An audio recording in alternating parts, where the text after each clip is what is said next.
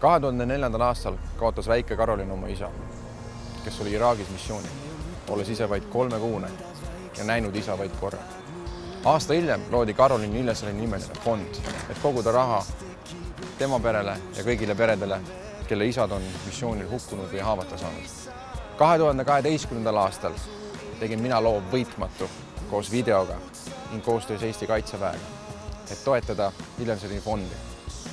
Hea sõna ütlesid sekka ka meie olümpiavõitja Gerd Kanter, armastatud laulja ja Eurovisiooni võitja Dave Benton ning USA sprinter, mitmekordne olümpiavõitja Justin Gatt. Igal aastal korraldab fond ka kontserdi Laulud sõdurile, et koguda raha fondi lastel.